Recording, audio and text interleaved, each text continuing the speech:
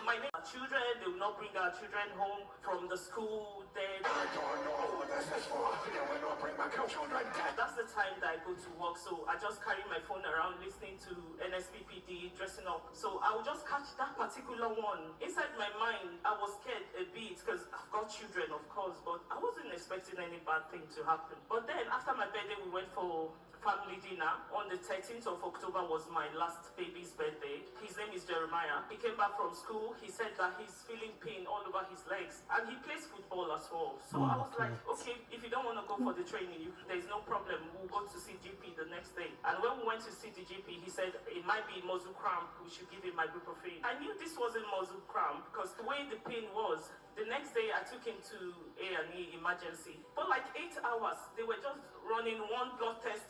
Everything was just abnormal.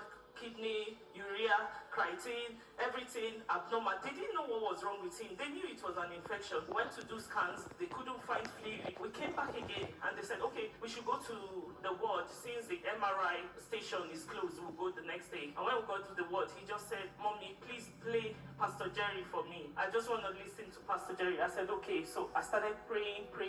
The next day, they did the MRI. While they were going, I told them I wasn't going. I just drew the curtain. I knelt down. I said, God, I can't be on the altar of fire and something will happen to my household. How will I even explain it to people? That people, I was a Muslim before. They will say, oh, you keep calling Jesus. This Jesus keep coming to rescue you. When is he going to come this time? That was when the doctor came and said, I think it's osteomyelitis. I said, I don't know the spelling. Give me. I gave him my phone. I said, write it for me. I want to know. I want to spell it right. He said, what do you want to use it for? You, these mothers, you keep searching the internet. I said, no, I have a God. I want to report this case to. So while they were treating him with the antibiotics, it was destroying his kidneys again.